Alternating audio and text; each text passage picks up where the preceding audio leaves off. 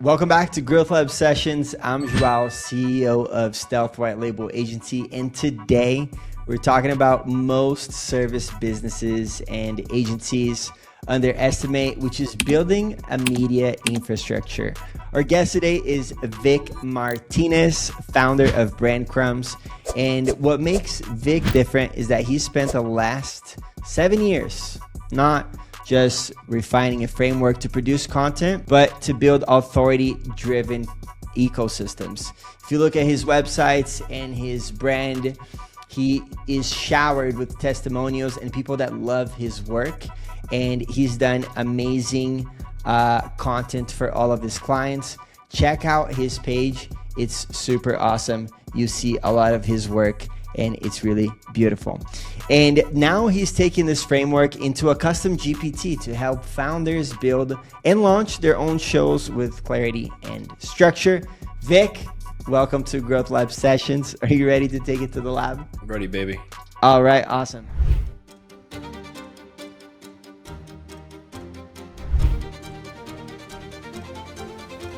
And we're back with class 3 about growth, leverage, and monetization of your podcast with Vic Martinez. Now, Vic, I have some more questions for you. Most founders obsess over download numbers, and from your experience, what metric actually matters? In every meeting, I have a discovery call, sales call with a potential client about their podcast. I tell them straight up I ask them what their metric of success would be. What would their measure of success be? And they're like, a million downloads, 100,000 downloads.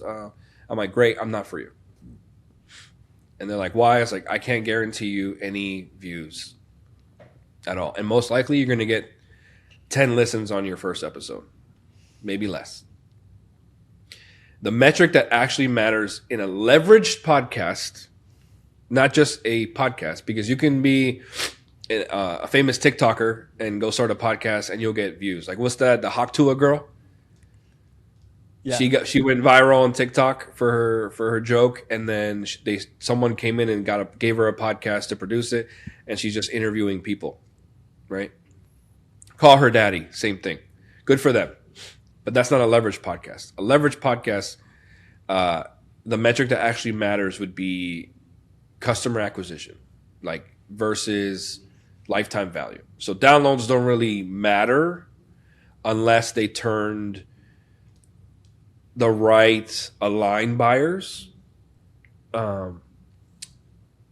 They turn your audience into the right buyers or a buyer, or relationships that you can leverage to grow your own business, and serve your clients, or relationships that will turn into a client later.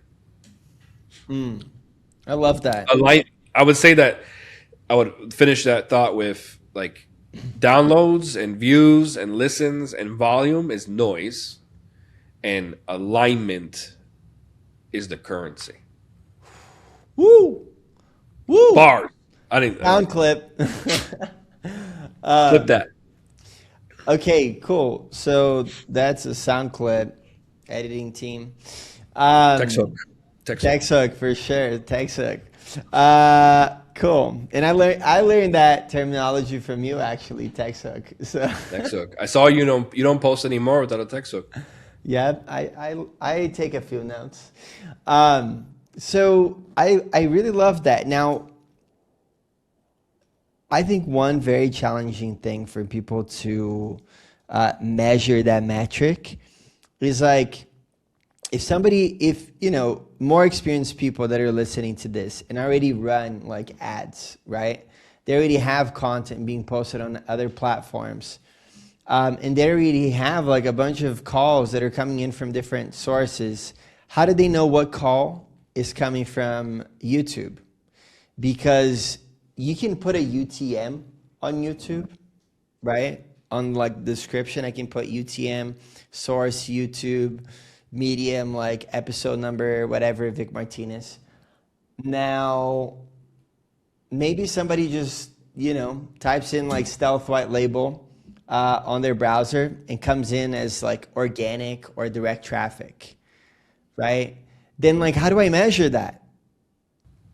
Because that is my problem. You know, like I put UTMs on my Everybody's things. problem. Huh? It's everybody's problem, bro. Okay. Well, if you're listening, there you go. You don't have a problem anymore. Everybody It's has that problem. everybody's problem. When you're much bigger, say you're Yeah. like Disney, you're I don't know, Tony Robbins, right? Alex Hormozy, and you have that structure and that infrastructure and those people key in place that can create all those UTMs and create the perfect uh, tracking system, right?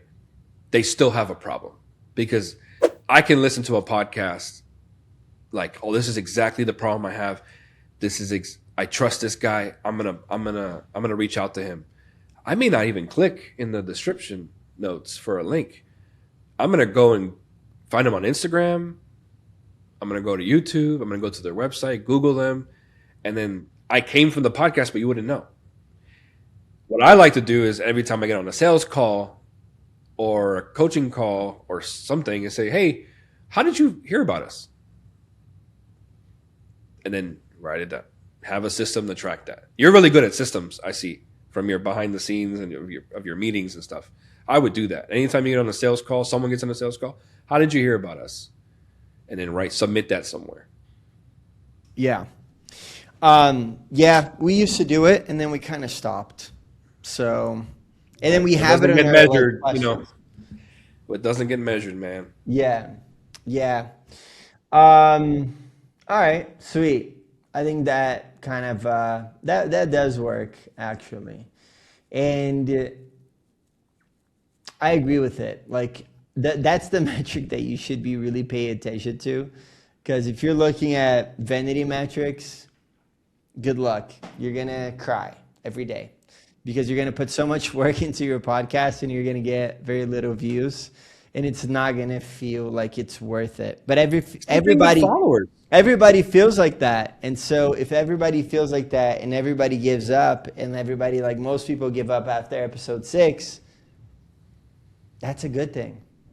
That's a good thing because if you keep going, It's better for me. less competition, right? Dude, it's just like social media because Yeah. if I for the first 3 years of my company after I stopped freelancing and we took it serious and formed the team in a structure, I had 800 followers, 600 followers on my Instagram on my company page, but we made $1 million.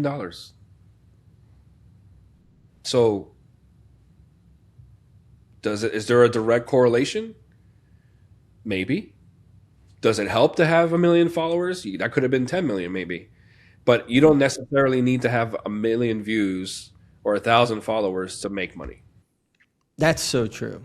That's so true. I've had a podcast that or not podcast.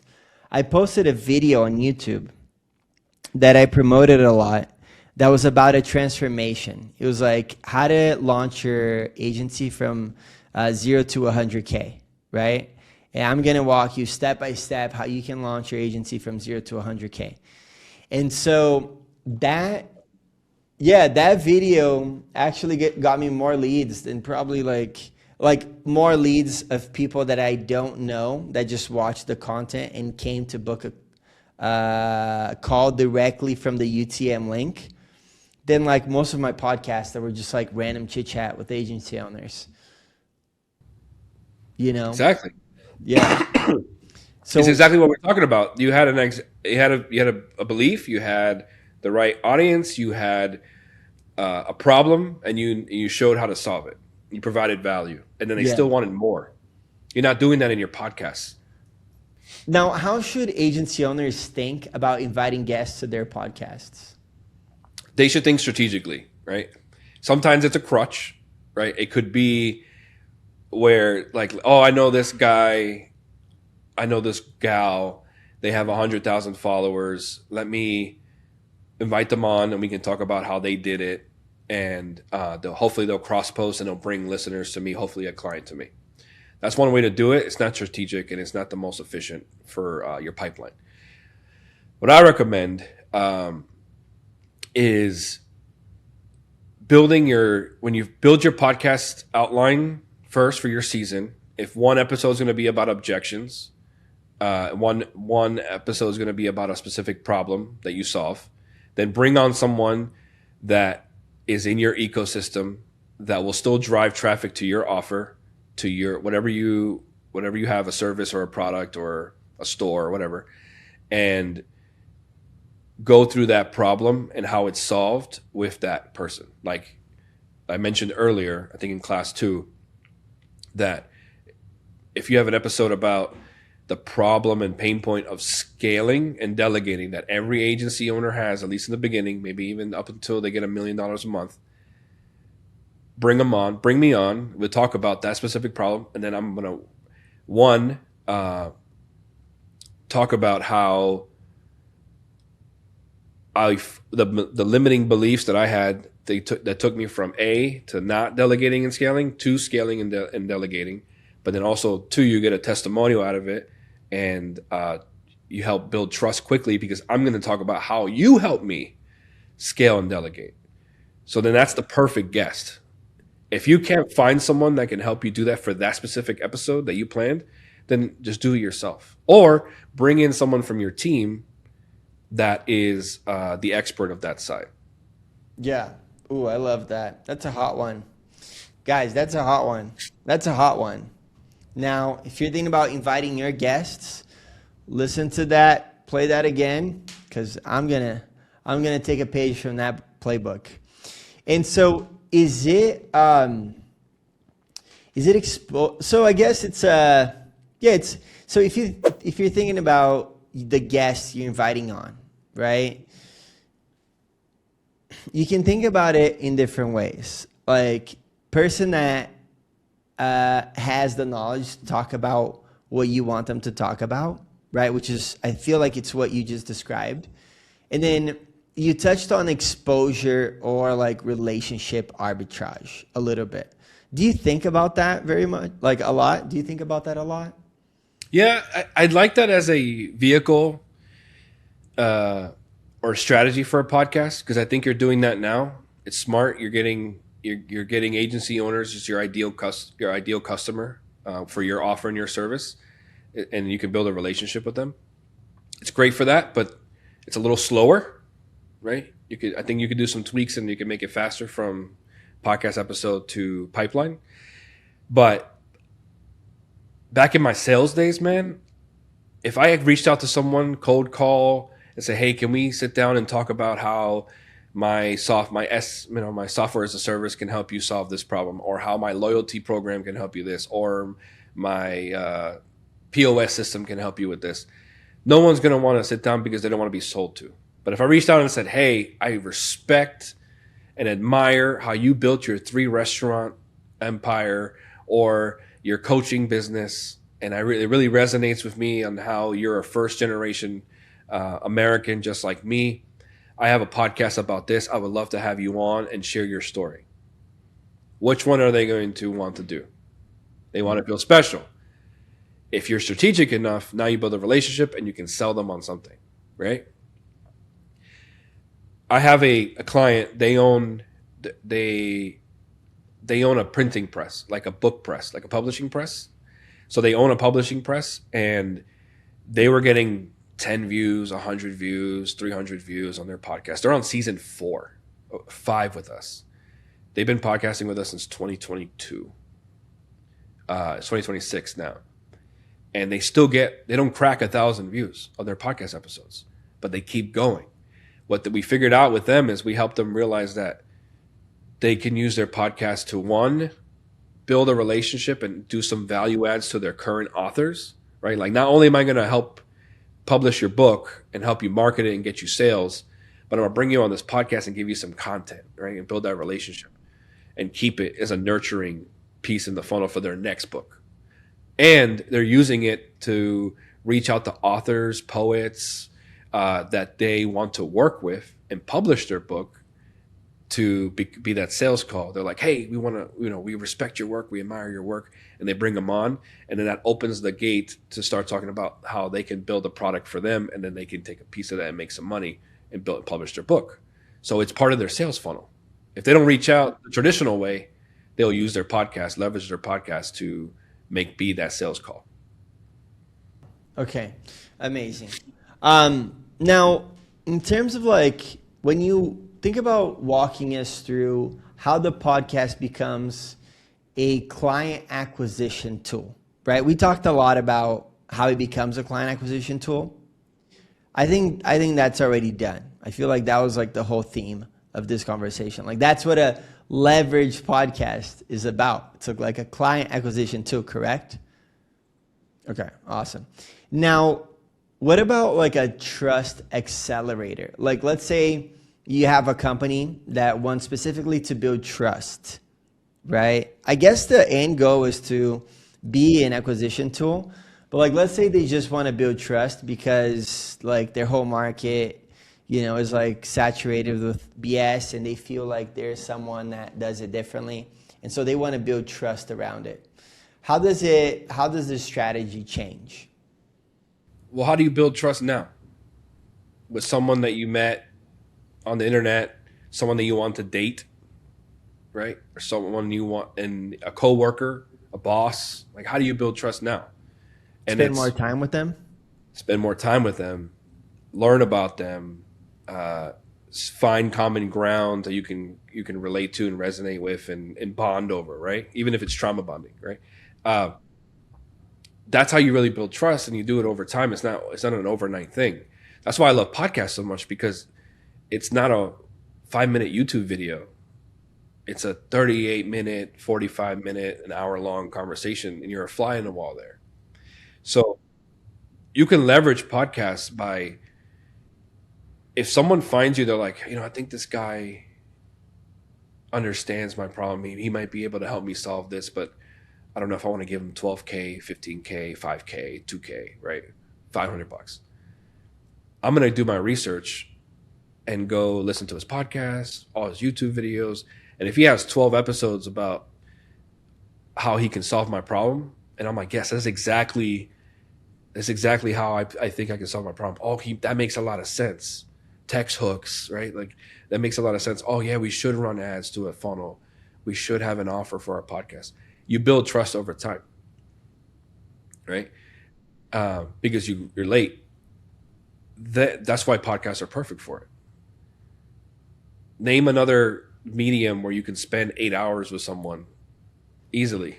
I think that's the only one, unless you're doing audiobooks, right? I guess that's the other medium. That's how I've built trust with like Alex Hermosi. It's been mostly with his audiobooks, more than his content, which has a lot for free on YouTube. Which is funny because I was the opposite. Okay. I did his content first, and then I'm like, okay, he knows what he's talking about. I'm going to buy his book. Yeah. Mm-hmm. Well, that's someone that has built a lot of trust online, right? Yeah. And like monetize that trust really well. So like, I don't think I answered your question completely. How to build trust. And that's basically spilling and being transparent and just throwing everything that you know into a medium, right? Like people don't want to, man, I hate hearing that. I hate hearing when someone says, well, I don't want to give it away. I want them to pay for it. Yeah. Dude, YouTube, I can figure out how to build a car. I'm not going to do it. Yeah. Right? That's usually an inexperienced person though. Yeah. That says like, I don't want to give it away. That's a person that doesn't see, well, maybe not inexperienced, but that's the person that hasn't seen the power of giving it away. Limited belief. Yeah. Limited. That's a limited belief. Exactly. Yeah. So I would give away the house, give away everything, teach how to solve this problem, provide the value, provide, how to go from A to B transformation. And my favorite other way is to bring on clients that you've helped solve this problem, and they can be your testimonial episode. Who else to hear it from? Like, oh, okay, he helped this person go from 10K a month to 100K a month. Joao helped this guy go from his zero agency. He was a freelancer, build his agency from 0 to 100K, just like that short you did, that video on YouTube. Now I trust him even more because I see that he's actually doing it. My other favorite part is a job shadow, or like a session shadow, where I'm actually having a coaching session or working through a problem with a client, and I'm just filming it. raw. Little bit intro, little outro, and put it out. And it just shows, it's just raw. It helps me it's so transparent, it's exposure, and it helps me understand like how this person works, not just what they know. For sure. No, I love that. Vic, it's always fun to chat with you. I feel like I learned so much. I appreciate you jumping on and giving us this masterclass, this 3-part masterclass about how to build a leveraged podcast. And, if you're a viewer and you've gotten value out of this, make sure that you give Vic some love too. He's going to be listed in the bottom of this description. And so we'll also link it right now. Vic, what is your handle on Instagram? We are now separating our podcast side to @podcrumbs on Instagram and @podcrumbs on Instagram and Facebook, and we'll be building the other platforms too. But our main handles are brand.crumbs. Brand.crumbs. So check out his work. The first time I went to brand.crumbs, I was really impressed with everything. It was probably one of the best websites that I've seen in a while. Seriously, go check it out right now. It's super awesome. And Vic puts excellence into everything that he does. And so very appreciative of your time and teaching our Growth Labber community. And before we wrap this up, is there one piece of advice that you'd like to give to agency owners? One piece of advice. Podcast-wise, I'd say don't start a podcast just because you have something to say or you have friends that have a ton of followers. Start it because you have something to scale. If your show doesn't have a connecting thread or relationship strategy or a value ladder behind it, then you're just creating content to create content. And content alone rarely changes your business. It has to be strategic. Amazing. And for everyone listening, if you want to scale your agency, if you want to scale your businesses, but also, have fun and travel and experience life, make sure that you give me some follow on Instagram @Joao. Give this podcast a follow so you can keep getting these awesome classes from other agency owners that are crushing in the space. And stay tuned for the next session. See you guys.